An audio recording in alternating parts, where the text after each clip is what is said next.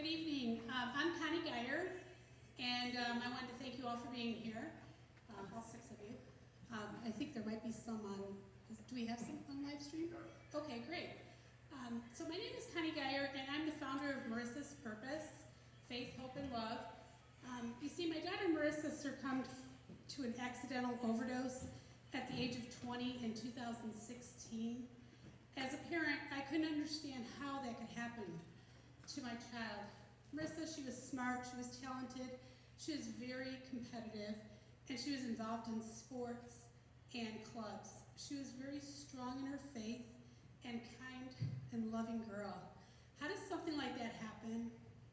I couldn't understand it. Now, even though I talk to my kids about drugs and alcohol, I had an open door policy with them. I had no idea what fentanyl was and how deadly it is. I waited 10 weeks before I received my daughter's toxicology report, before I knew what she died from. And nowadays on the news, you hear it every day, how many people are dying from drugs laced with fentanyl. On May 11th, 2016, my daughter Marissa died from an accidental overdose of cocaine that was laced with fentanyl. And I just ask that you please listen to this message here, and then take it home and talk to your kids about it. My mission here with Marissa's Purpose is to remove the stigma, start the conversation, and educate anyone who will listen. If you'd like to follow us, we're on Facebook, and you can also go to marissaspurpose.org. Knowledge is a very powerful tool against drug abuse. Thank you. Michael Deleon.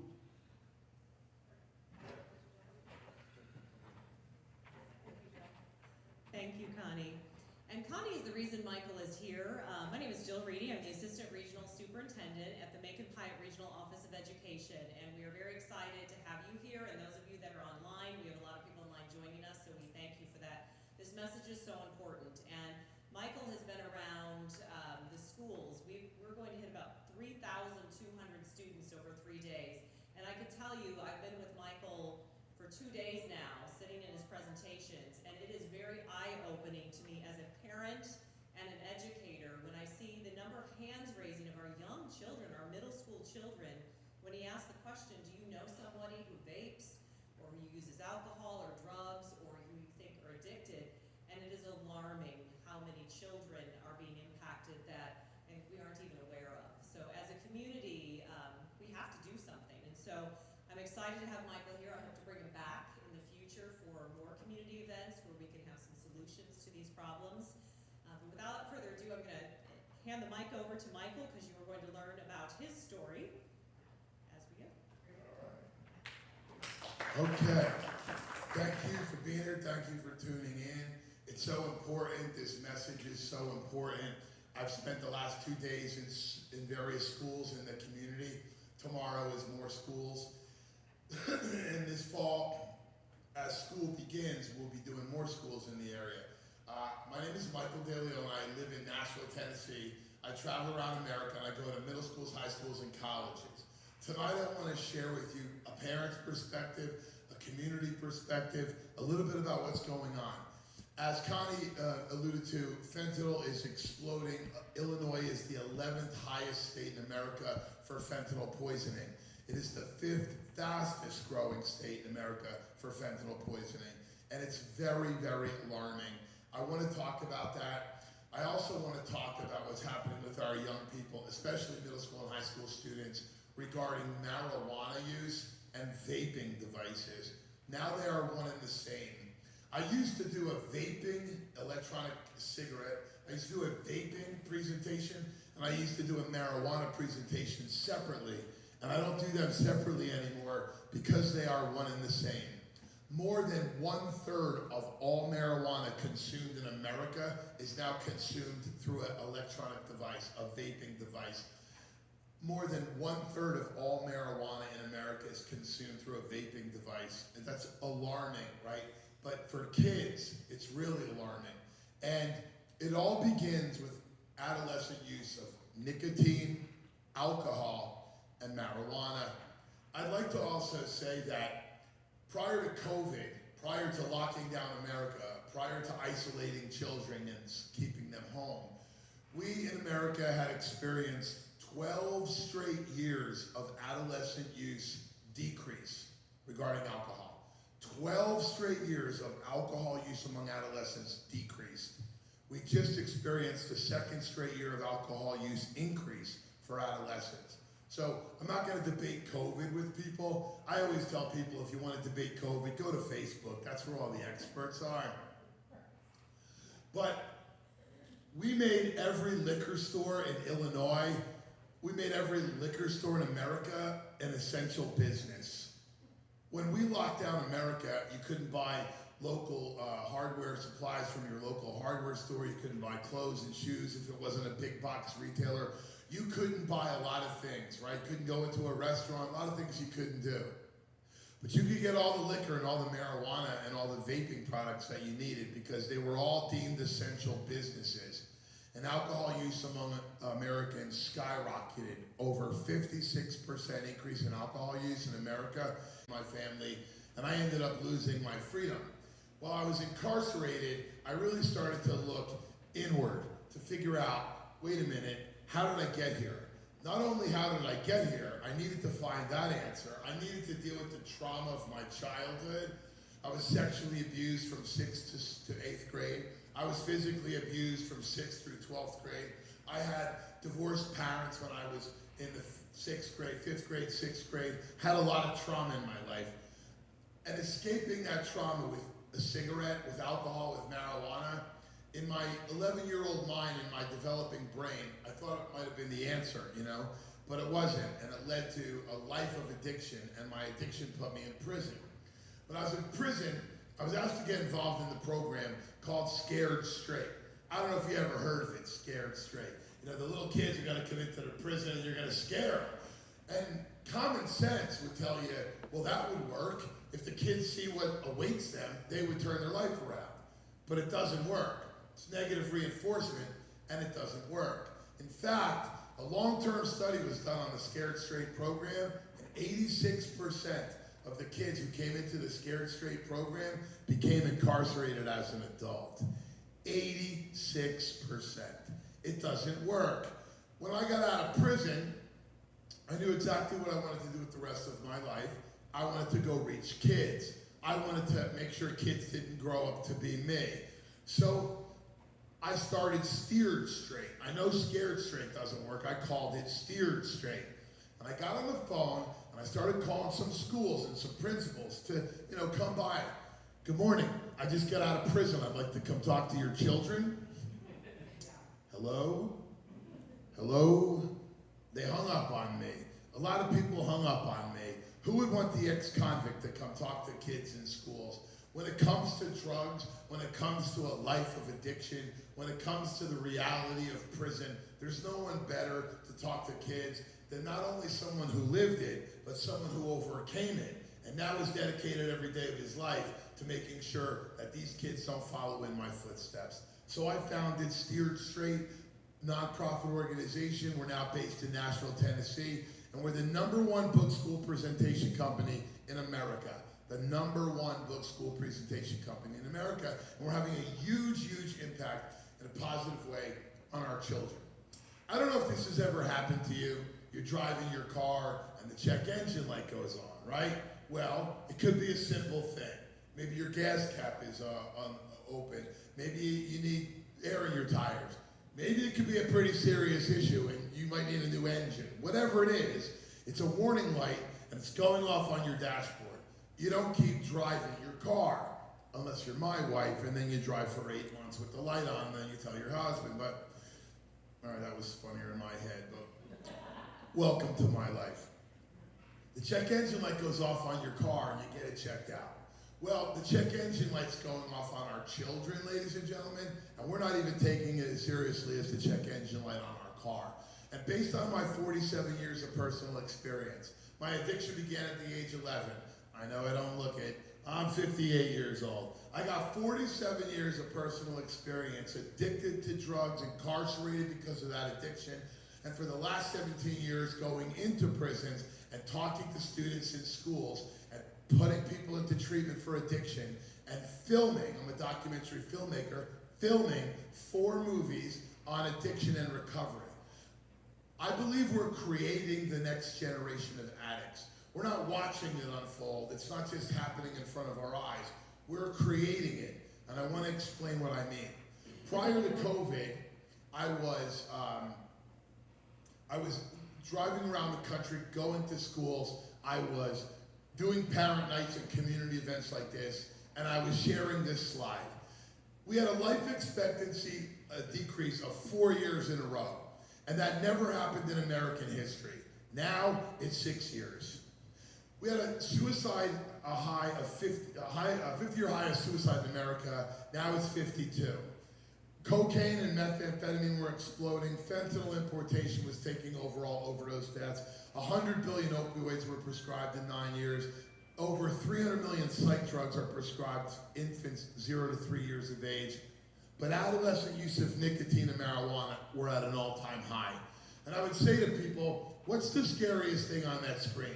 And almost never did anybody point to nicotine and marijuana. They would point to suicide, they would point to opioids, they would point to fentanyl, which is all dangerous, which is all scary. But to me, the scariest thing on that screen is adolescent use of nicotine and marijuana, because everything else on that screen follows adolescent use of nicotine and marijuana.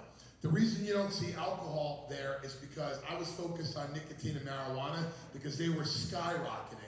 And alcohol use among adolescents, like I told you, had decreased 12 straight years in a row, right? So COVID hits and everything in America changes. Schools shut down across America.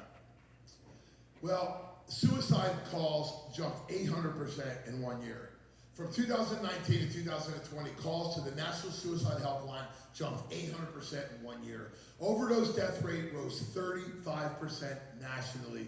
Alcohol sales were up, as I alluded to earlier. We made all these liquor stores in America essential businesses. Alcohol sales in America jumped 56% nationwide. In my state of Tennessee and 11 other states, alcohol sales were up over 200%. 200% in 1 year. So, COVID kind of comes to an end, except in Illinois. You guys hung on to it for dear life. Congratulations. So, that was funnier in my head too. But schools started opening across the country. North and South Dakota, Florida, Oklahoma, Texas, Nebraska, Wyoming, Wisconsin, Tennessee, Oklahoma. I started going back into schools in August of 2020. And I started doing the night events in about the beginning of 2021. And I went back to my original slide and everything was worse. Everything was worse, especially adolescent use of nicotine and marijuana. So, we have to talk to our kids about what's going on. We have to have these conversations. They've been isolated, they've been disconnected, mental health issues are through the roof, suicidal ideation is up. Suicide attempts among girls 12 to 24 years of age is up 54% nationwide, resulting in an emergency room visit. 54%. Adolescent use of nicotine and marijuana has never been higher. Adolescent use of alcohol is now in its 3rd year of escalation. We have a problem and we have to talk about it. So, how do we talk about it? We've got to get our kids together at the dinner table.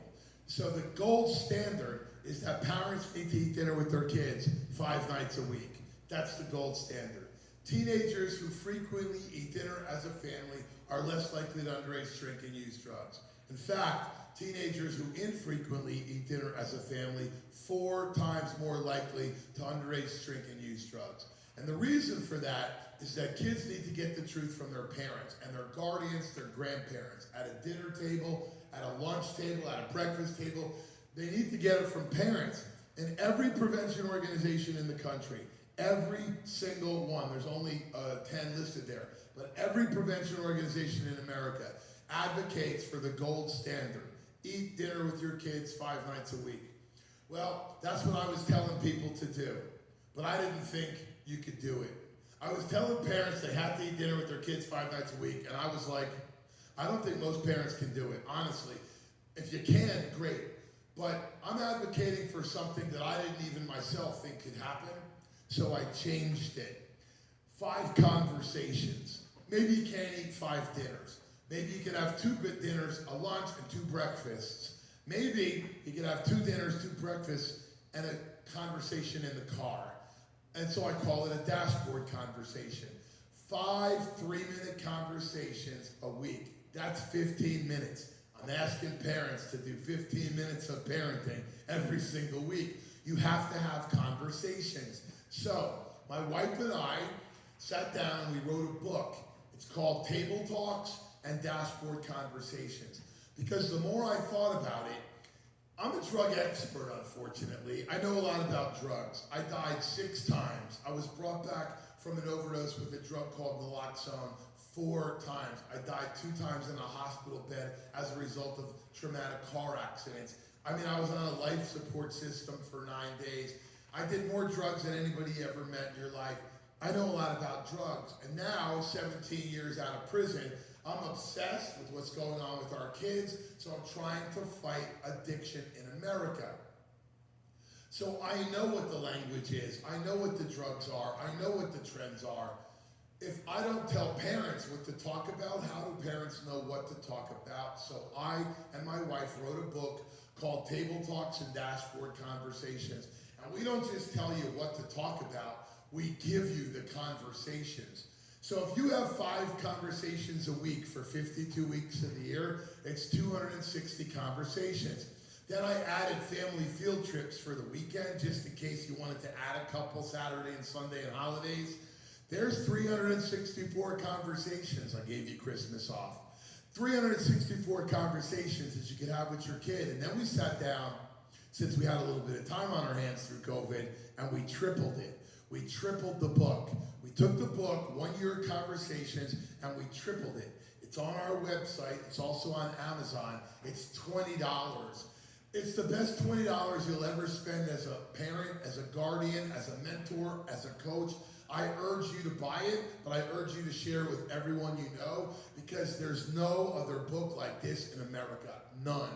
This is the conversations that you need to have for 3 years with your children, middle school and high school. We're coming out with an elementary school version, but I want you to talk to your kids. That's the key. You have to have these conversations. They need to know. They need to know. And so do you. Drug addiction is not about drugs. Drug addiction is about the brain. And that's one of the biggest things that kids don't understand. It's not the drug. It's how the drug reacts on the brain. And the 3 drugs I want kids to kind of pay attention to is alcohol, nicotine, and marijuana. And the reason that is because that's where it begins. Alcohol is a depressant. That's what alcohol is. Nicotine is a stimulant. And THC, that's the psychoactive molecule in cannabis and marijuana that gets you high. It is a hallucinogen. To be clear, I don't tell adults how to be adults. It's hard enough to be an adult myself. I don't tell adults how to be adults. If you're 21 years of age and you want to smoke cigarettes or vape, consume nicotine, I don't have an opinion. If you want to drink alcohol and you don't have a problem with it, I don't have an opinion. If for some reason you want to smoke marijuana and you're 21 years of age and older, I don't have a public opinion. I'm talking about the developing brain. Now, 21 is the legal age, but the brain does not fully develop until you're in your late 20s. So I wish the drinking age was 30, but it's not. The brain won't develop till you're in your late 20s. My wife says for men it's 60. I'm not sure.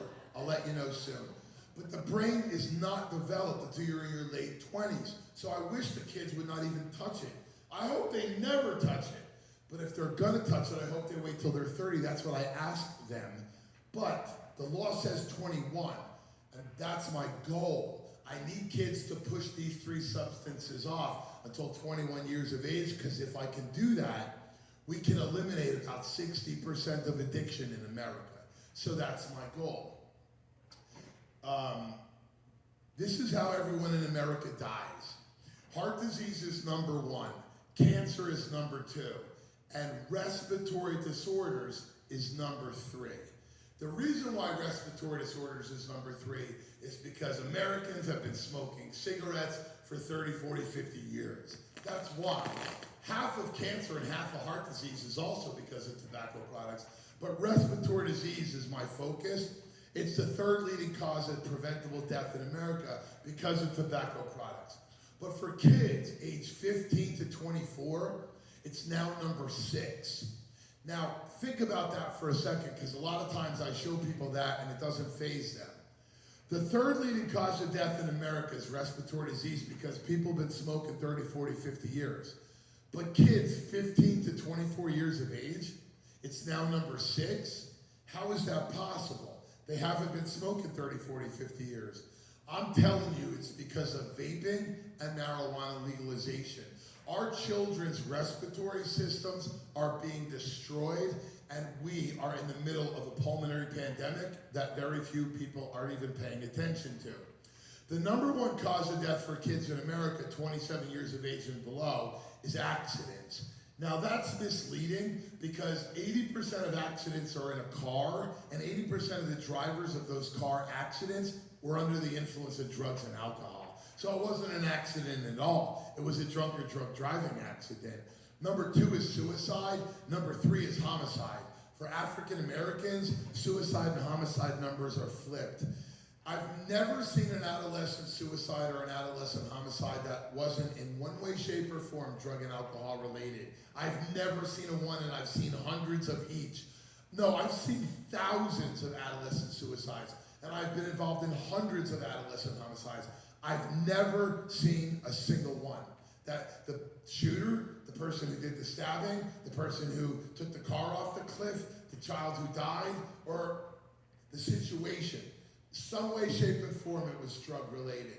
And the number 4 cause of death for kids is a drug overdose or a poisoning, alcohol or drug poisoning.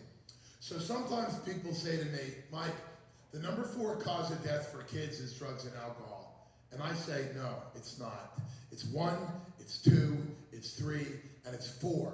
And number 6, right behind childhood cancer, is because of drugs. It's unbelievable. And America's not paying attention, and I want America to pay attention.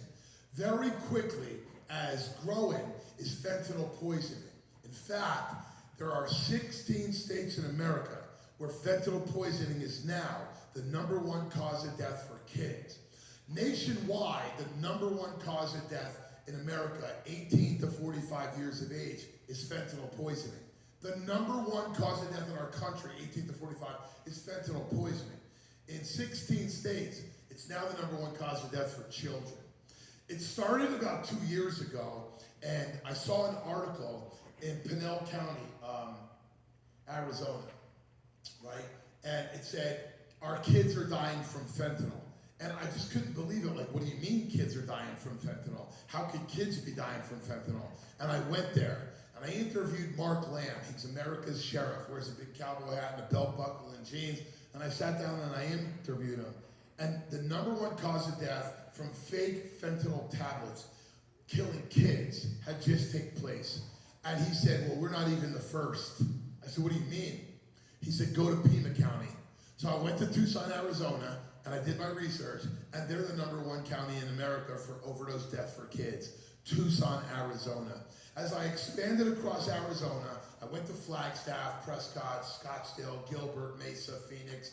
I learned that 2/3 of all our pills in this country that are fentanyl laced have been confiscated in Arizona.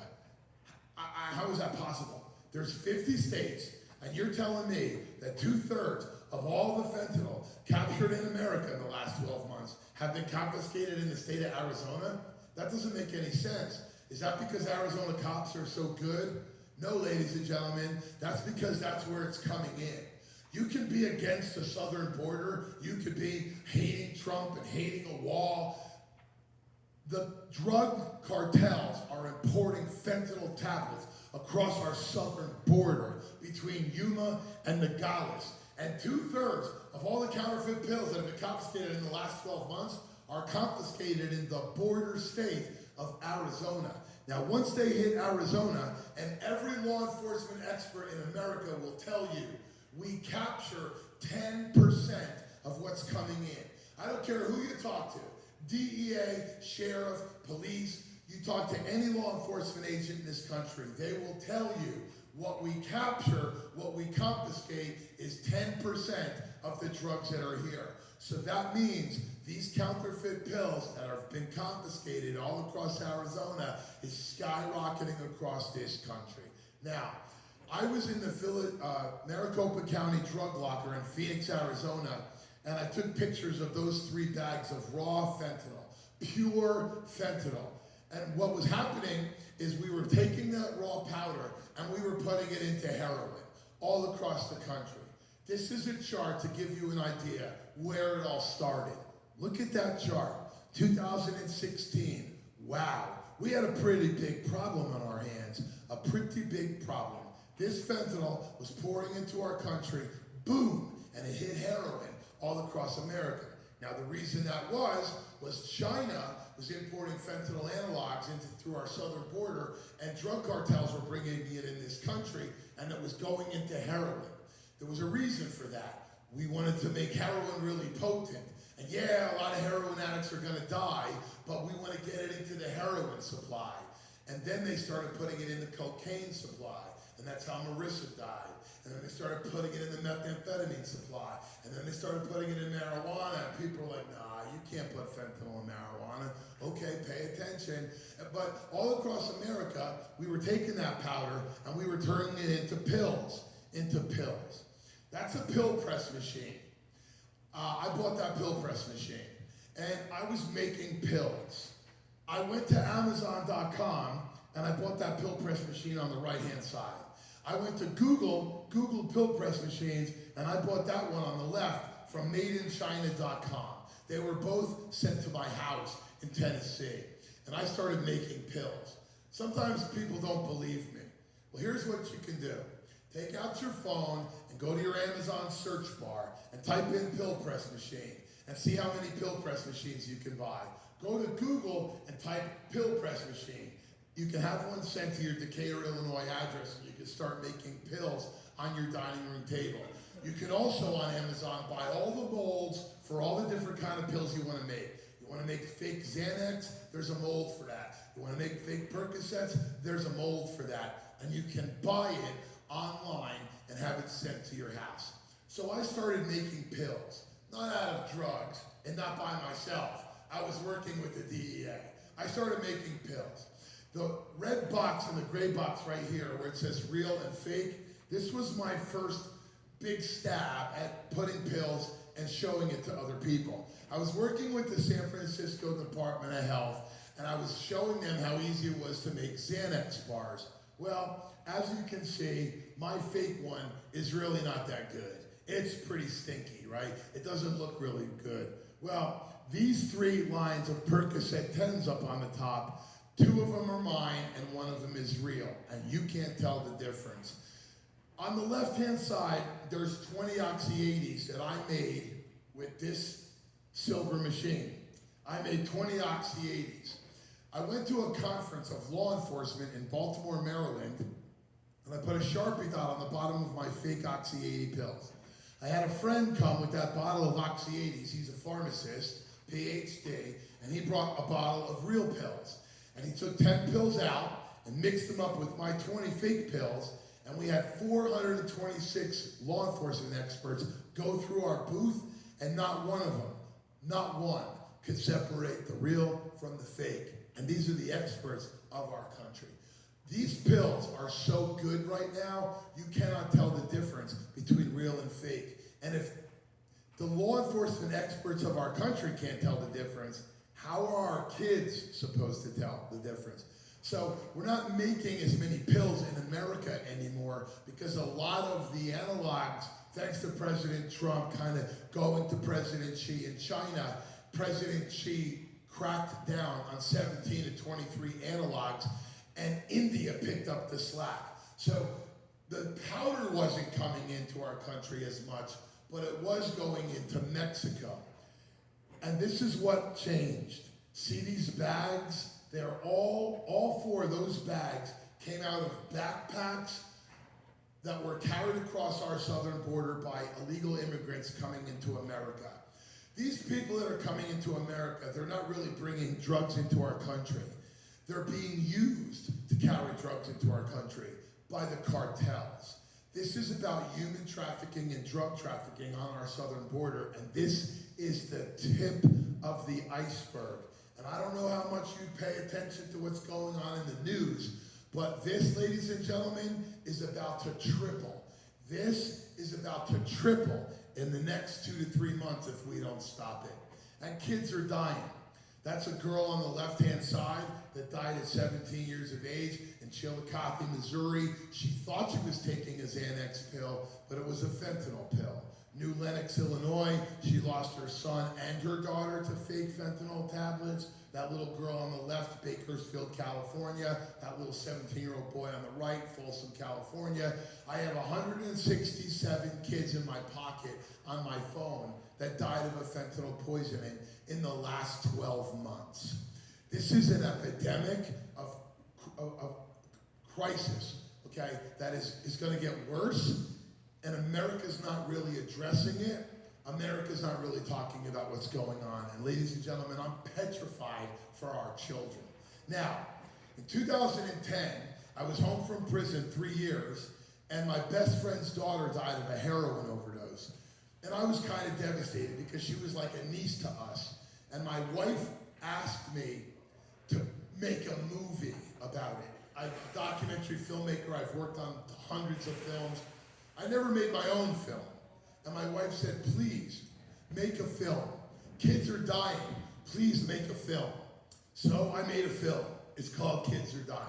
I went to a little city near where I live called Camden, New Jersey. I got out of my car, and I started walking down the street looking for a heroin addict. I found her. Her name is Christina. She was living in that abandoned house right there. I said, I'm taking this into schools to show kids about drugs. She said, you're going to show this to kids? And I said, yes. And she pulled up her arm sleeves, and she said, here, go show kids this. I don't know how old she looks to you in this picture. She's 21. She's 21 years of age, and she died 9 months later of a heroin overdose. And she told me the story of how she became a cheerleader at Temple University, and she fell off a pyramid at a football game. She had graduated valedictorian of her high school class. She wasn't an at-risk kid. She wasn't a drug addict on the streets. She was using drugs, but she was an honor roll student, 4.0 GPA to Temple University, and she fractured her tailbone in a cheerleading accident. She fell off a pyramid. They missed her, and she fractured her tailbone. They put her on morphine liquid and Percocet. The next week, the doctor added Vicodin. Then she saw 4 more pain doctors. She was seeing 5 doctors getting opioids from 5 different doctors. And once the doctors found out about each other, they cut her off. They cut her off. Well, she walked 5 blocks down from Temple University, where she was staying, to a little section of Philadelphia called Kensington. And she picked up some heroin. And within 1 month, she had crossed the river into Camden, and she was doing 30 bags of heroin a day. And she died of a heroin overdose 9 months after I interviewed her. This was day 1. I interviewed 4 kids, Brian, Crystal, Molly, and Christina. And they all died before the film was released. It only took me 10 months. I interviewed 137 kids, 137. Started with alcohol, nicotine, and marijuana before the age of 18. Alcohol, nicotine, and marijuana. 90% of every drug and alcohol abuser in this country begins 17 years of age and younger. It's actually 7 to 17, 90%. And 91% of that 90 begin with 3 substances: nicotine, alcohol, and THC marijuana. After I produced Kids Are Dying, I produced a second movie called An American Epidemic. I got calls from parents all over this country who told me, you think Camden's bad, come to Huntington, West Virginia. You think Camden's bad, come to Tucson, Arizona, come to Covington, Kentucky, okay? Come to Decatur, Illinois. I came to Decatur, Illinois. I came to 30 states, and I interviewed 500 parents who lost their kids to an overdose of drugs. 500. And I asked every single mom and dad, before the age of 18, Did your son or daughter drink alcohol? And 500 said yes. Did they smoke weed? 500 said yes. Did they vape, chew tobacco, or smoke cigarettes? And 500 said yes. Not 499, it was every single one of them, all three substances prior to the age of 18. I couldn't believe it. It changed my life forever. I did a third movie called Marijuana X. I was in Colorado when marijuana was legalized. And I went into a dispensary. I was in the city of Boulder. I was walking down the street. It was such a beautiful little city. And I came across this little dispensary called Medical Marijuana Boulder. And I walked inside and I thought I was in Nordstrom's. I thought I was in a boutique. I thought I was in the chicest place ever. I didn't think I was in a pot shop. And the two people behind the counter, they call them the bud tenders, not the bartenders, the bud tenders. And the bud tenders wanted to show me all about marijuana. And I started investigating and looking and getting exposed to what marijuana was now becoming. It wasn't a plant. It wasn't what God put in the ground. It had become something different. Marijuana legalization is not marijuana legalization. It's marijuana commercialization and industrialization of a genetically modified product called THC. And it's no longer that Woodstock weed. It is a psychotic, hallucinogenic, narcotic-like drug. I bought those two vials that you see on the left-hand side. The sign over the vials said liquid weed. And I asked the kid behind the counter, February 2015, I said, what's liquid weed? He said, now you can vape it. What do you mean, vape it? Yeah, you can vape weed. And I went outside and I called my wife and I said, I'm gonna stay in Denver a little while longer. I'm gonna do a movie on marijuana legalization. I told her, February 2015, this device right here, this device is going to become the drug delivery system for every drug in America. I told her in 2015, when I saw this, I realized as a drug addict, gang member, ex-convict, drug expert, the best way to ingest drugs is through the respiratory system. The best way to ingest drugs is inhaling it. You don't gotta sit on a bench at a bus stop with a needle in your arm. You don't gotta put a crack rock on a pipe and smoke it on a glass pipe. You don't have to roll up $1. It was 1%. By 2011, it got from 1% to 11.4. That's genetically modified together. That's putting hybrid together. That's increasing potency, okay? Well, it took 51 years to get to 12%. Right there is where Colorado and Washington legalized marijuana for they got from 12 to 7%. Now, it has a history, and it's documented. This was their strategy. At the very same time this was happening with marijuana, the tobacco industry was changing everything. All through the last 80 years, the tobacco industry has used that strategy that you see on the wall. Target kids was in the middle of their strategy. Target kids. And in 1994, yes or no? In 1994, Big Tobacco held a hearing. Congress, Washington, and the top 7 executives from the tobacco industry were sitting at a table in front of the hearing committee.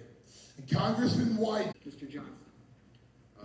Congressman, cigarettes and nicotine clearly do not meet the classic definitions of addiction. I don't believe that nicotine is addictive. I believe nicotine is not addictive. Nicotine is not addictive. I believe that nicotine is not addictive. And I too believe that nicotine is not addictive. so 7 for 7. I say to the kids, remember 1994, they're not gonna remember them, right? But we remember them. See, we remember them. The big tobacco industry sat in front of Congress, and on C-SPAN, they lied to Congress and they lied to the American public. That was April 1994. It wasn't 64 or 74. We knew that they were lying, but they lied. And now they're lying to us all over again but our kids are a target once again. And not only a target, a specific target with flavored nicotine. Altria is the #1 vaping, and switching to the exclusive use of e-cigarettes is preferable to continuing to smoke in combustible products. That second half, we don't know what the mortality rate is, we don't know the morbidity rate, but we have a name for it. It was the end of 2018. And they said on their website that 1,487 people died in 2019 from EVALI. On the CDC website, not a single person died in 2020. On the CDC website, not a single person died in 2021. Almost 1,500 people died in 2019, but nobody died from EVALI in 2020 and 2021. I wonder what they died from. I'll just leave that out there. Now, that's a JUUL device, J-U-U-L. It's the #1 device in America. It's very small, looks like my clicker here. It looks like a thumb drive. It was made to look like a thumb drive because the industry wanted parents, if they saw it, not to know what it was, that it would look like a thumb drive. What you see all around that device is pods, P-O-D-S. They're little plastic containers with rubber tops and a lead and nickel stem on the inside that delivers what's in the pod into the respiratory system through the device that has a battery and a heating element in it. And those pods, the red one on the bottom is fruit medley, the brown one is tobacco flavor, the green one is mint, and those yellow ones in that little sleeve is creme brulee. Creme brulee, because you know, everybody wants creme brulee tobacco. Now, we started putting CBD, cannabidiol, in pods and delivering marijuana medicine in a pod, which is kind of confusing. Why would you want to take medicine and take it in a manner that heats it up to 200 degrees Fahrenheit and plunges it into your respiratory system? But all across the country, I started going to these shops, vape shops and CBD shops all over the country in all 50 states. And I started to see every flavor I could. I got 180 companies. I found over 400 flavors. I found all of these devices that fit into these devices, all these pods and cartridges that fit in these devices, and the names and the flavors were like cereal, Fruit Loops, blueberry, cereal milk, lemon, mango, strawberry. Why? All of these pods are coming in from China. All of these devices are coming in from China. China puts lead in every metal that they manufacture. So every time a kid puts these devices to their mouth, little molecular particles of lead are entering their respiratory system and then getting into their circulatory system. And this is a crisis of epic proportions, and America really is not paying attention to what's going on with these devices. This is delivering toxins into the body, and this is delivering nicotine, which is a stimulant, into the brain. Now, that's a JUUL device like I showed you earlier, delivering nicotine pods into the kid's system.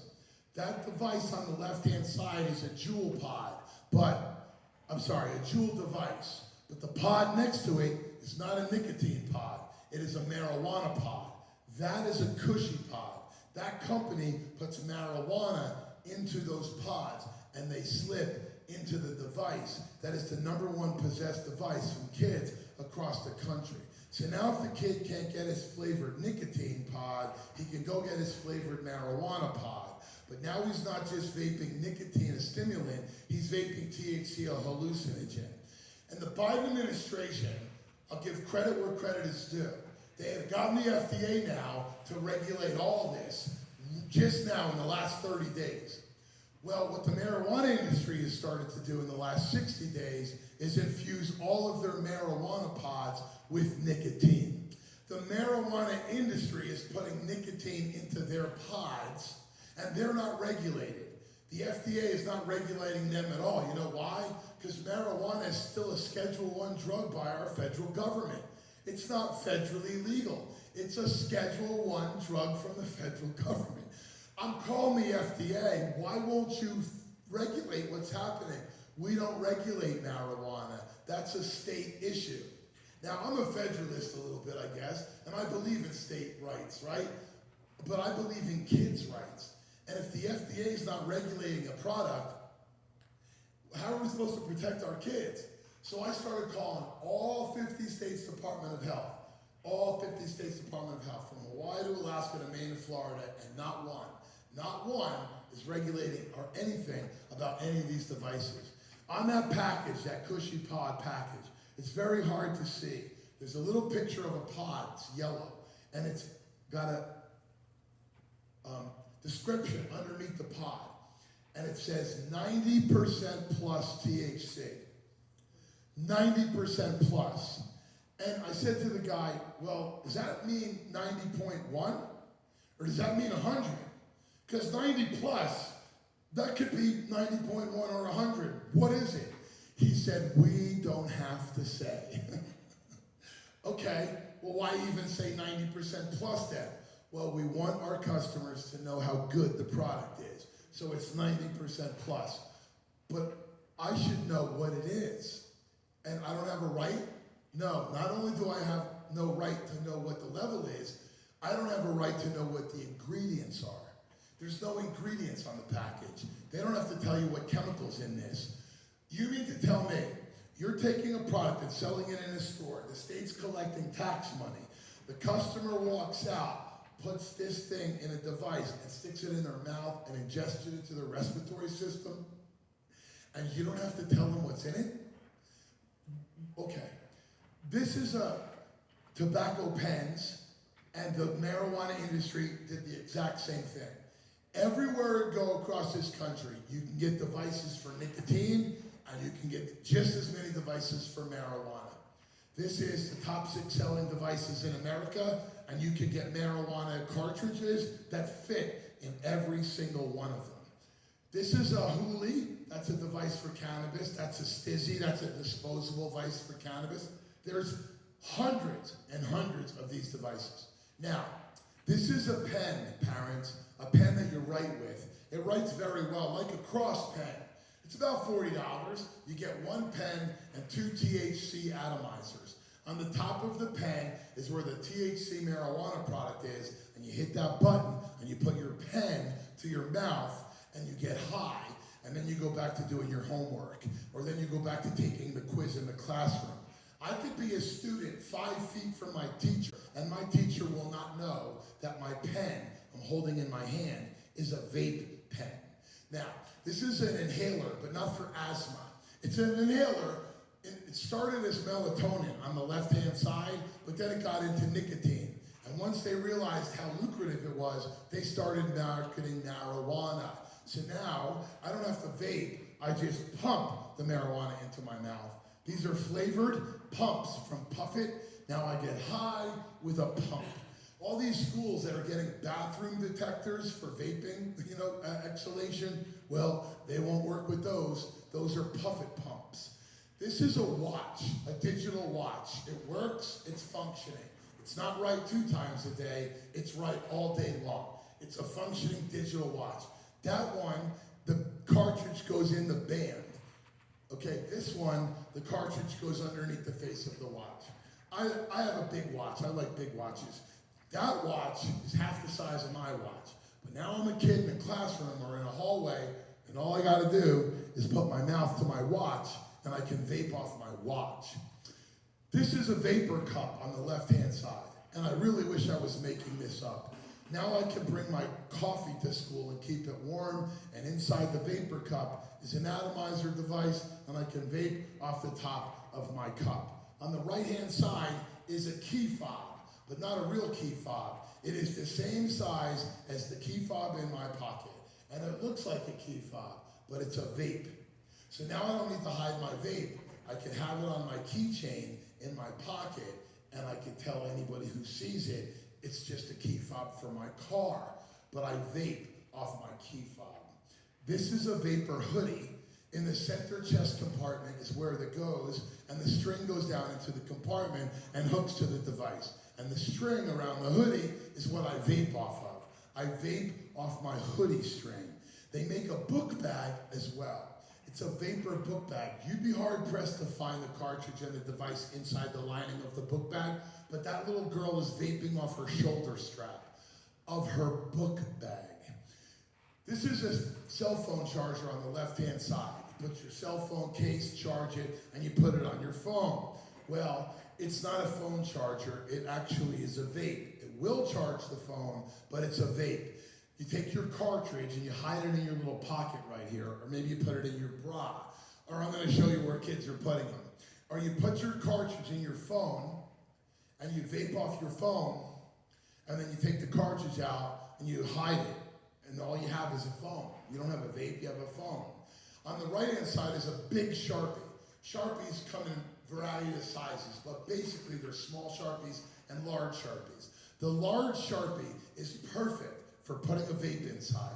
It's so easy, there's plenty of TikTok and YouTube videos to tell kids how to do it, to gut the Sharpie, and then you have a Sharpie, and you put your vape in your Sharpie. I just tell teachers and parents, if you see a large Sharpie, just open it up. That's all, just open it up. Make sure it's a Sharpie, because often it's not. Kids are also hiding their cartridges right on their person. Almost every vape shop I go into sells these. They're called dime bags. Now, the reason they're called dime bags is because the patch, that's what that is, a patch with 4 Velcro sides. So you stick it on your hoodie, stick it on your jean, stick it on your jacket, and you peel the top of the back, the corner of the patch back, and inside is a perfect size to hide your dime bag of drugs or your cartridge. So kids can hide their cartridges on their patches. Two yesterday, I think I saw. I'm not going to confront a kid unless they come up and talk to me, and I'll be like, yo, is that? I saw one Monday in Dowagiac, Michigan, on an 8th grader. I said, is that a dime bag patch? And he looked at me like, how do you know what a dime bag patch is? This is a video online from HailMaryJane.com, and they're telling kids now, don't worry about the big Biden ban on synthetic nicotine. You can make your own synthetic nicotine pods. So there's videos to show them how to take the pods, pop the rubber top off, fill the pod, seal the rubber top back on, and put it right back in their vape. So now these kids can repurpose vapes, pods, over and over and over again. What they don't realize is these are made for single use, not to repurpose. So every single time you repurpose and reuse a single-use object, you deteriorate it, and more plastic and more rubber and more lead is entering the kid's respiratory system. They're showing videos on YouTube and TikTok how to put any drug on earth into your vape pen. This is a dent tank, and if you look at that little red circle on the packaging, it's 100% pure. 100% pure. I went to the place in Denver that was making it. They wouldn't let me film, but they let me take pictures. So this guy's holding a 3-foot Pyrex tube. They put 20 in a machine, and they put these rubber tubes up to the end of the machine and wrap them with those orange brackets. And then they blast chemicals through the Pyrex tube, burn through the plant matter of the cannabis plant, and what they get out the other side, depending on the chemicals and the terpenes used, they get different textures. The one on the left is called butter. It's 84% pure. The one in the center is called wax. It's 87% pure. And the one on the right is called shatter. It's 97% pure. That's not marijuana, ladies and gentlemen. They're giving it names like shatter and earwax and crack wax, and they're marketing it all across our country. Now, if you're 40, 50, 60 years of age and you want to use this, okay, I don't have an opinion. You're an adult. I don't care about adults. I care about kids. That right there is not crystal meth or crack. That is THCA, crystalline, extracted out of the cannabis plant, crystallized and put on a glass pipe so you could smoke this like a crack rock. This is marijuana sales in Colorado, and that little purple sliver at the top of that pie chart is cannabis. That's marijuana. What you and most people think marijuana, a joint, a bowl, a bong. 95% of sales in Colorado is this. Say, wax, oil, live resin, vape, and shatter. 95% of all marijuana sales in Colorado is not marijuana. It's an extracted marijuana resin. Now, last thing I want to share with you, two things. Everything changed in 2018 because medical marijuana was legalized in Colorado in 2009. The Obama administration basically looked the other way. And between 2009 and 2012, Colorado decided they were going to go from medical to recreational. And there was a big vote in Colorado and the state of Washington at the very same time, and they legalized recreational marijuana. And now, in America, we have medical and or recreational marijuana in 47 states. Illinois got a big, very liberal marijuana policy. Congratulations. But 47 states in America have medical or recreational marijuana. Now, you can't buy that marijuana without going into a licensed dispensary, showing your ID. They scan your ID, they capture all your data. That doesn't seem to bother anybody, but they capture all your data off your driver's license, right? And anyway, you go into a dispensary and you show your ID that you're 21, and you can buy marijuana for medical or recreational purposes. Okay. In 2018, President Trump signed the Farm Bill, and it was a great bill for Illinois, for Middle America. Great bill for our farmers and our agricultural industry. But buried in the Farm Bill was the legalization of the hemp plant, H-E-M-P, hemp, a cousin of cannabis. And everybody was okay with it because hemp doesn't get you high. Au contraire, hemp gets you high. Now, you'd have to smoke a barrel of hemp to get high, and you would get sick long before you got high. Except that the same scientists that took marijuana THC-9 from 12 to 37 in 2 years did the same thing with the molecules in the hemp plant that are psychoactive. One's called Delta-8 and one's called Delta-10. And by legalizing the hemp plant in the Farm Bill, President Trump basically legalized marijuana in all 50 states and did not require that it go into a dispensary. We're selling it at 7-Eleven, at pilot truck stops, at souvenir shops in Branson, Missouri, Myrtle Beach, and Orlando, Florida. How do I know? I've bought it all over the country. We're now extracting Delta-8 out of hemp, and we're putting it into a liquid form, increasing its potency, genetically modifying it, and putting it in a little cartridge that kids can keep in their pocket, and it's about the size of my chapstick.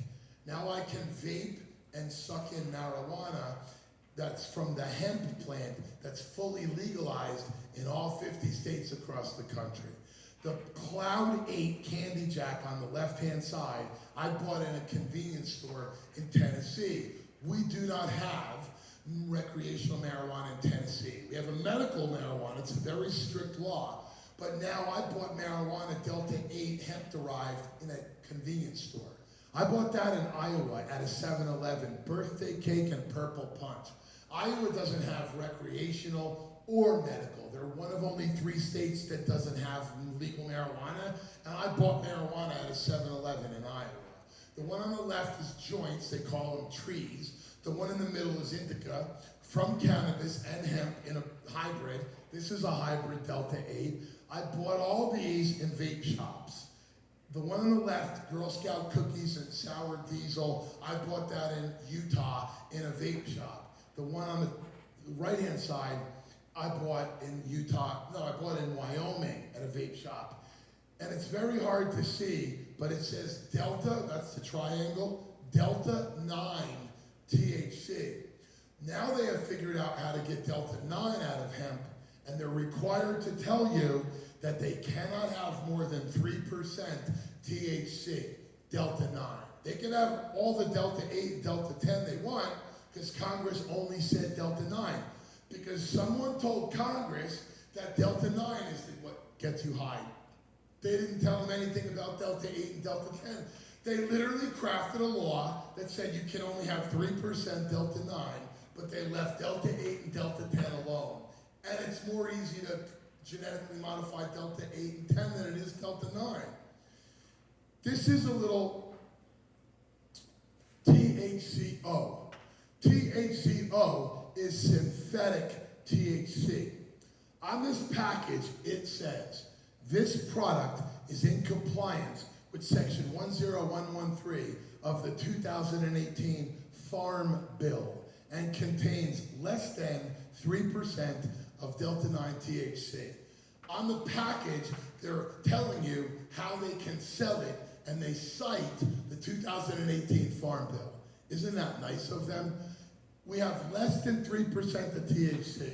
In the nutrition facts box, they have THC-O, 95%. So they say we have less than 3% of the drug, but we have 95% of the synthetic drug. And they tell you on the same panel.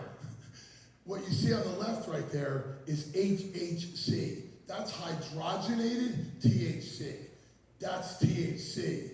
Has less than 3% Delta-9 THC. Nope, has 95% THC. In a gas station, in a MAPCO, I bought in Alabama, I bought those 5 flavored cartridges. It's Delta-8 and Delta-10 together. Delta-8 and Delta-10 together. I bought that in Utah. That's Pop Rocks. If you're an 80s kid, you might remember Pop Rocks. That's pomegranate and strawberry Pop Rocks candy. Delta-8 gets you very, very high. And I said to them, what if kids get a hold of this? Oh, no. We don't sell to kids. Oh, good, thank God. So, this happened a month and a half ago in Georgia. A 7th grader brought Skittles to school. Look at the Skittles packet and notice the last S is changed to a Z. And underneath the Skittles name, it says medicated. Now you tell me that your 3rd and 4th grader will know that that's not Skittles candy. So he brings it to school and shares it with 6 of his friends. And 7 middle school children are rushed to the hospital, overdosed. Now, the superintendent comes to the school, the Board of Education is called, law enforcement's there, poison control's there. It's a big issue. There's a newspaper reporter from the local paper, and no one's talking to him. Superintendent tells all the teachers, mum's the word. Let us investigate this. Don't say anything. So she's walking to her car, this math teacher, and this reporter goes over to her. He knows her. He said, listen, come on, between you and me, what's going on? Well, this boy brought fentanyl-laced candy to school, shared it with 6 friends, and they were all rushed to the hospital. And he printed it in the newspaper. It hit their newspaper website that night. That night, Sean Hannity on Fox News, Anderson Cooper on CNN, and Rachel Maddow on MSNBC all picked it up. And I watched it. Fentanyl-laced candy, what's going on? Well, it wasn't fentanyl-laced candy. She assumed it was fentanyl-laced candy. In fairness to that beautiful math teacher, because math teachers are my favorite, coolest ladies ever, or guys, right? I would assume it was fentanyl. It wasn't fentanyl. It was Delta-8 gummy Skittles. Delta-8 marijuana. 7 little kids in a middle school overdosed and were rushed to the hospital off weed candy. Now, I found out where he bought it from. I talked to the investigating officer who told me that the father wanted to talk to me, and I talked to him because I'm making a movie about this. And I found the website. Look at that, Skittles, $39.99, I think, right? I bought 4 of them. Oh, $30, I bought 4. When you buy these things, you know how you buy a book on Amazon and they'll say, everybody who bought this book also bought this book and this book, right? So I bought the Skittles and they tried to sell me gummies and they tried to sell me joints. So I bought the Skittles and now I'm gonna market you everything else that we sell. So I bought some gummies and I bought a couple joints and I took them to our lab to test. Not only did it have Delta-8 in it, it had Delta-9. Now, we can't test Delta-8 and Delta-9 levels at our lab because very few labs in the country can actually test levels. So I've given all my products to the DEA because the DEA is the only agency in America that can actually accurately test THC. So I'll let you know what it comes back as levels, but I can tell you what's in there. Delta-8 and Delta-9 was in these products. Now, I found another one that I bought. They're 39. That's where it was. Look at the bag of Skittles. They don't even bother changing the last S to a Z. How does a kid know that that's not candy? This is fully federally legal all across our country, and kids are buying these edibles. And guess what? Again, I don't debate whether locking down America was right or wrong. I don't debate whether locking kids out of schools was right or wrong. I know for myself. If you want to know how I feel, I'll let you know. But these kids have anxiety. I'm in about, well, I'll break 600 schools this year. I've been in 48 states since COVID. And I'm telling you, everywhere I go, I hear the same thing from principals, from counselors, from teachers, from administrators. This is the worst behavior I've ever seen among kids in my entire educational career, because we took these kids out of their life. And these kids are looking for ways to deal with their anxiety and their depression, and they're buying this stuff in droves. This boy walked up to me, an 8th grader in Bergenfield, New Jersey, and handed me this package, Skittles. He had it in school. He pulled it out of his book bag and showed it to me. An 8th grader gave me those Skittles, Delta 8 Skittles, medicated. Now, these are happy pens, because kids want to be happy. So now they're selling Delta 10 flavored happy pens, and you can buy them right online. This is scary, very, very scary. Those are mind tricks. They weren't even behind the counter. They were Delta 10 infused toffee, candy, THC toffee, sold in a convenience store. So, you're going to start to hear a lot more about cannabis hyperemesis syndrome, which is uncontrolled vomiting. And everywhere I go, I'm having kids tell me, today, I had a girl tell me she was in 8th grade. Decatur was in middle school. She was in 8th grade. She said to me, I got off my carts for about a week. I've been vaping THC cartridges for about 6 months. I quit about a month ago. I was off of it for a week, and I just couldn't do it, and I went back on it. She said, you said that you know how to get off. How do I get off? And I said, you were off about a week. She said, yes. I said, did you have headaches? She said, massive migraines. And I said, let me ask you a question. Did you have stomach aches? She said, oh my God, yes. In the first couple of days, I was throwing up, but I wasn't throwing up anything. It was like fake throw up. I'm like, it wasn't fake throw up. It was cannabis hyperemesis syndrome. You can't stop throwing up. This girl went back, so she's got our website. We have a whole plethora of stuff that we're going to help her do, and she promised me she would talk to her counselor. And a teacher came to us as we were walking out of the building and said 3 kids, this was only 10 minutes after the presentation, 3 kids had already gone and turned in their vape pens. You're going to start hearing a lot more about cannabis-induced psychosis, CIP. It's crazy. And this is up dramatically all across our country. Now, a lot of kids and a lot of parents are asking me about what to do if they're addicted. So I went out and I bought every smoking cessation product I could find. Walgreens, Walmart, Target, Rite Aid, Nicorette, the lozenges, the gum, the patches. I bought everything, the Zyn pouches. I bought everything. And I brought it all home and I studied it all. And I turned all the boxes around of all these products, and it says on the box, if you are under 18 years of age, consult a doctor before use, because no study have been done to show if the product will work for you. You know all that legal paperwork on the inside of things that none of us ever read, we just hope and pray nothing goes wrong, right? Well, I read all the legal paperwork, and you know what it says? No studies have ever been done. Are you going to put a product that's never been tested on a child in your child to get them off of a product that they shouldn't be on as a child? I've been asking everybody, what are we supposed to do with these kids? What are we supposed to do with our children who are addicted to nicotine? What are we supposed to do? And I'm telling you, kudos to the Biden administration's FDA. They are going to put an end to synthetic nicotine in the next 60 days. I think I've been in 6 schools or 5 schools in the last 2 days, 5, okay? And I've asked every single school, raise your hand if you know a kid in middle school or high school who's vaping and you truly, truly believe they're addicted to it. And about 75% of all the kids that we've seen raise their hand. I also ask, raise your hand if you know a kid who's addicted to marijuana or THC, and it's about 40% of the kids. If I ask that in Congress or in the community or in public, People will be like, you can't get addicted to THC. You can't be addicted to marijuana.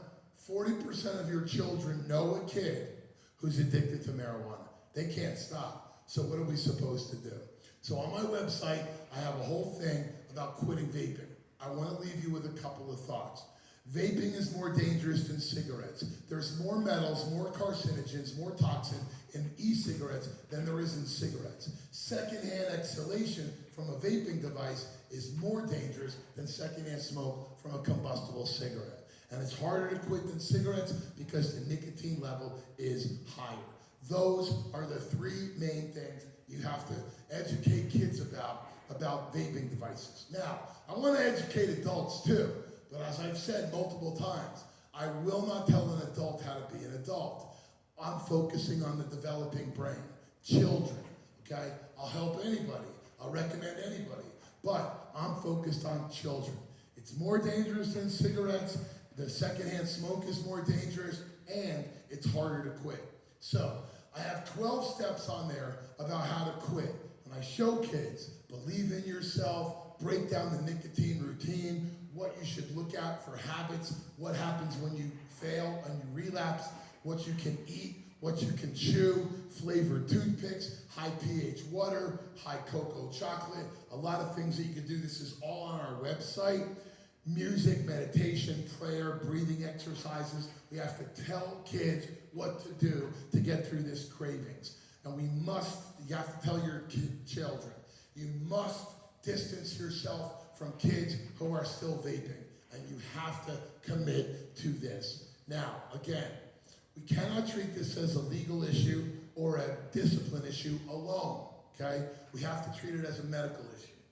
Kids with undeveloped brains, the vaping nicotine levels are higher in concentrations. There's no product on the planet that has ever been tested on a kid to get them off of nicotine because our kids aren't supposed to be addicted to nicotine. Well, kids don't care how much you know until they know how much you care.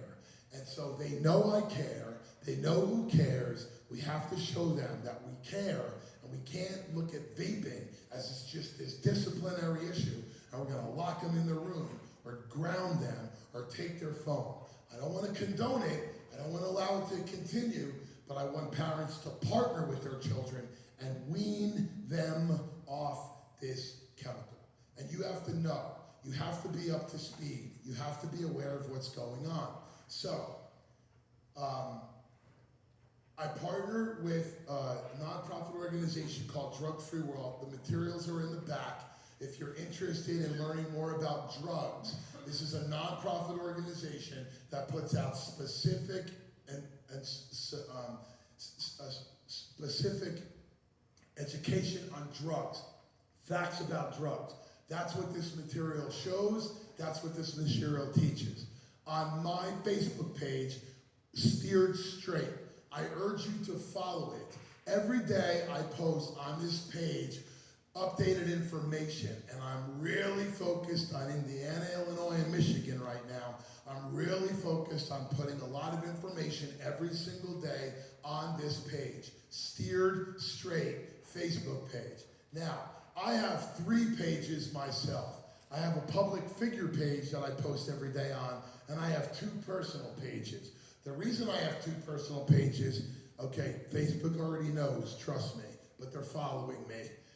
The reason I have 2 personal pages is because I knew for sure I'd end up in Facebook jail. So I wanted to have a backup page in case they put me in Facebook jail. And I've never been to Facebook jail. I'm very upset. I want to go to Facebook jail. I deserve to go to Facebook jail. I'm crazy enough to go to Facebook jail, but I've never been in Facebook jail. Our website is where you can get all information. We just got back on Twitter. Since Elon Musk bought Twitter, I went right back on Twitter. We're on Instagram. I want you to follow our social media because I need to put this information in your face all the time. That book, I promise you, if you're a parent, grandparent, mentor, coach, Boy Scout troop leader, Girl Scout troop leader, if you work with kids in any way, that book, that $20 book, will be the best $20 you ever spent. It's 3 years of conversation that you can have with kids. And in the book is the endorsement of 2 not one, two drug czars, Andrea Barthwell and Bob DuPont. So two drug czars under Clinton and Bush has endorsed this book, and we are in the process of even expanding it further, and we're making an elementary school parent version.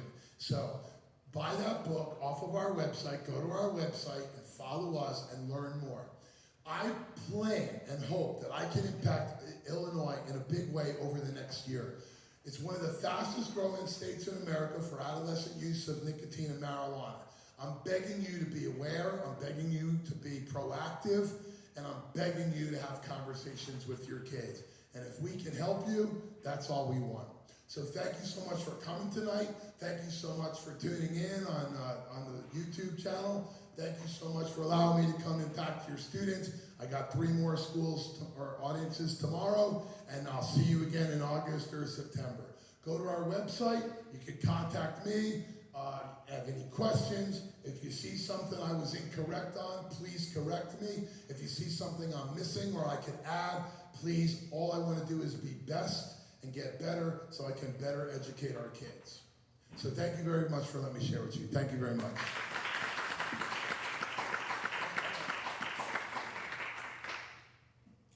don't know if we're going to say a few questions, but If anybody, yeah, do you mind taking a few questions? not at all. But are we going to stay online? Sure. Do you mind just for a couple minutes? See if anyone has any questions about anything I talked about. Yes, ma'am. What do you go to get that on YouTube? Can you actually get what we spoke about on YouTube? Yes, we can get that sent to you.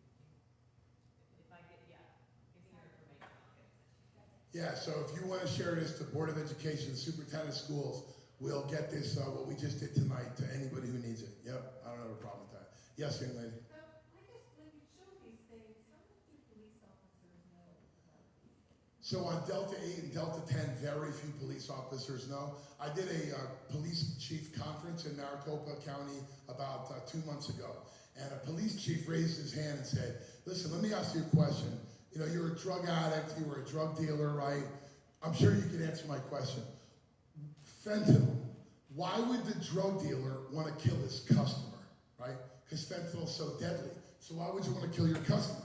If your customer overdoses and dies, you don't have any more customers. This is not about addiction anymore. It was. In Marissa's time, it was about addiction.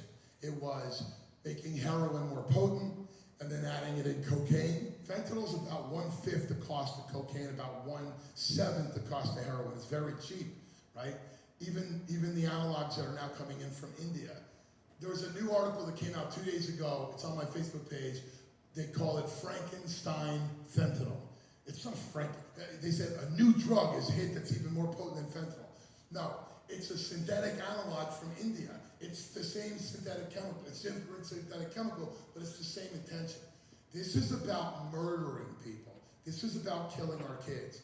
China wants us to die, okay? I'm a history buff, and a long time ago, Brezhnev said, we're going to implode America without firing a single shot. And it's exactly what we're doing. And please, ladies and gentlemen, I don't even know what the hell QAnon is. I'm not a conspiracy theorist. I'm not right. I'm not left. I am straight down the middle. I lean right, but I'm telling you, this is about murder. There is no other reason to take fentanyl poison, press it into a pill, make it look like a Xanax, make it look like an Adderall, and then go out and sell it to kids on Snapchat. And once they take it, they're dead.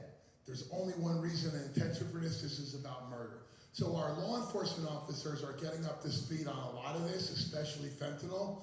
But the Delta 8 and Delta 10, maybe 5% of all law enforcement that I'm in front of has ever heard of it. Maybe 5% of law enforcement. 1% of parents. I had 140 parents on Tuesday night in Grand Rapids, Michigan. And halfway through the thing, I said, raise your hand if you heard of Delta 8 and Delta 10 before tonight. And not one. 140 parents. Not one, raise your hand. And they're selling it 0.2 of a mile in a vape shop from that school. 0.2 of a mile, there's a vape shop from that school. And I went in there in the afternoon, and I said, they're selling Delta 8 and Delta 10 down the street. And the parents didn't even know what the heck it was. They have a family practice doctors. How much do they know about it? Very little. Very little. Almost none. I mean, listen, in fairness to our medical community, we don't teach doctors about addiction. They get 4 hours on average of addiction education in all their years of medical school and internship. Doctors don't have any idea. And here's another problem with that. We're shoveling psychotropics down our kids' throats, putting them on antidepressants and anti-anxiety medication. And again, I'm not a doctor, so I'm not gonna say whether that's right or wrong.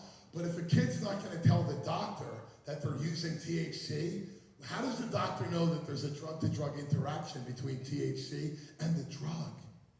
So the kid's not gonna be honest, especially if the parent's in the room. So now the doctor doesn't know that the kid. That's why I wish every pediatrician and every primary would drug test kids. Mandatory drug testing of kids. Not to catch them, to protect them. And I tell every parent, drug test your kids. We have drug tests, very good drug tests, on our website. Saliva tests, urine tests, we can do follicle tests. I recommend every parent drug test their kids. Again, not to catch your kids, but to give your kids a deterrent. So when their friend says, hey, you want to smoke weed after school? Your daughter can say, well, my mother drug tests me. My crazy mother drug tests me. And if I smoke weed with you after school and my mother catches me, I'll lose my iPhone 16. And I don't want to lose my iPhone 16. I'm in the 6th grade. I need my iPhone 16 or whatever number they're on. But your kids will have a deterrent. Your kids will have an escape mechanism. So our communities don't know about what's going on. Listen, I said to Marco Rubio in Florida, right? I was in Washington, but he's from Florida. I said to him face to face, what are we going to do about this Delta 8? You guys have now regulated synthetic nicotine, and many of these kids are addicted, and they're going to go to Delta 8 and Delta 10. And he looked at me and said, what is Delta 8 and Delta 10? I said, Senator, you signed the bill. You signed the bill. And he says, I don't read everything that's in our bill. Get this information to my staff. Your staff has it. My wife sends a briefing paper to every single congressman and every single senator on a monthly basis. We give this information to every congressman and every senator. We don't get paid to do it. I want to update our leaders. Number one, I pray for every single one of them every single day, but I want to update them because they're making the laws and I need their help. So, yeah, yes, sir. What's the deal with marijuana that smells like skunk? It's just bad marijuana, not bad marijuana. It's just very, very cheap marijuana. Yeah, it's just that's a sativa. That's a very dirty marijuana, cheaply made. The skunkier it smells, I'm not talking about potency because some of that skunky smelling weed is very potent. It's just got a lot of contaminants in it, a lot of mold in it. It just smells like skunk. When do you get your thoughts on harm reduction, and especially when we're talking about fentanyl, and supposedly that there's the testing strips now. So when people are using cocaine or whatever, Right. Okay. Listen, any harm reduction is beneficial, except when the harm reduction becomes harm promotion, right? And it increases it. So let's take the fentanyl strips. If I'm a fentanyl addict, right? First of all, who are we trying to protect? And who are we going to get these fentanyl strips to? And how are we going to get them to them? So we're going to put them in needle exchange programs. We're going to put them in places where addicts can get it. If I'm a fentanyl addict, right? If you give me a fentanyl strip, I'm not testing my heroin because I want fentanyl. I'm not going to get and test fentanyl and then not do it. I might do less of it. So in other words, if you give me a fentanyl strip, first of all, 80% of heroin in America is fentanyl laced. 80%. So you're catching 80% of it. If I test my heroin and there's fentanyl in it, I'm not going to not do it. I'm an addict, I'm definitely going to do it. In fact, if I find out there's fentanyl in my heroin, I'm running back to that same dealer and I'm buying 10 more bags because I want fentanyl. So a heroin addict is not going to benefit from a fentanyl strip. So who are we going to get this to? Kids? So are we going to put fentanyl strips in every middle school and high school in America? Are we going to say, hey kids, fentanyl strip? Do you know what that's going to do? Kids are going to be interested. When the DARE officer comes in with the big case and puts it on the table and shows the kids all the paraphernalia, a lot of your kids are like, oh, wicked, cool, look at that. I didn't never seen that before. I gotta get me one of those. you're creating an interest that's not there. You're creating it. And so let's say you put it in a way to get to kids that are using pills and they don't want to get fentanyl. Okay. You take a strip and you take a pill and you rub the side of the pill. And then you look at the test strip and it's negative. That doesn't mean there's not fentanyl in the pill. That means there's not fentanyl where you rub the pill. Now say you put the strip down and you rub one side, you turn it over, you rub the other side, you rub the entire side of the pill. And now the strip says there's no fentanyl in it. Well, it could be on the inside. So the fentanyl strip is not telling me whether there's fentanyl in the pill. It's a false sense of security. I think that harm reduction is going to create more harm. I wish, and for the life of me, I don't know why there's so many harm reduction people and people in recovery that are pushing fentanyl strips. Kentucky has been pushing off the policy and the legalization of the fentanyl strips in Kentucky. And all these people are attacking the Republicans. They're attacking them because they're against the fentanyl strips. First of all, it's a lot of money. And if it was going to save people, I don't care how much money it is, spend the money.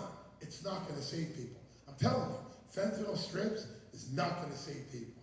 Now, safe injection sites, where you tell me as an addict, I can go somewhere and I can shoot heroin into my body, and there's a nurse on staff that's got Narcan that will bring me back from the overdose if I overdose in the safe injection site.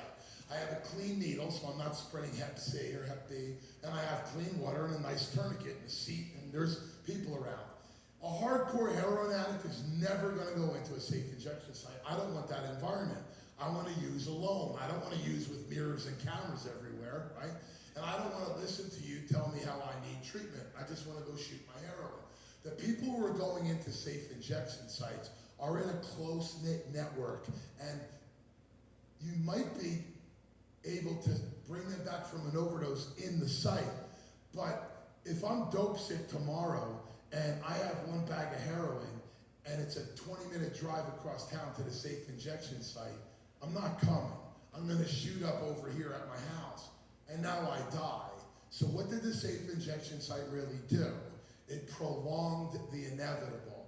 And unless you're going to give out heroin to all the heroin addicts still have to commit crimes to get the heroin. The women have to still sell their bodies to get their heroin. So you are allowing and condoning the continuation of the crime, of the prostitution, of the theft, of the everything. You're promoting all that by enabling them to continue their use and coddling them and making them feel better. The word stigma was the greatest word that the pharmaceutical industry ever was gifted with. Because stigma, everyone's like, fight the stigma. We can't stigmatize addicts. As long as you make it easier and cooler and more socially norm to continue this crazy lifestyle and this addiction, I'm going to continue it. Until something changes, nothing's going to change. And if I don't have a consequence as an addict, then I'm not going to stop using heroin. It's harm reduction. You know, Vivitrol is harm reduction. Narcan is harm reduction. So I believe in some harm reduction, but harm reduction has turned into something else. And so we're really taking harm reduction and we're making it into an umbrella. And the people who are behind it are the same people who want drugs legalized all around this country. It's really scary. I don't know if that answers your question. Yeah. Young lady, did you have a question?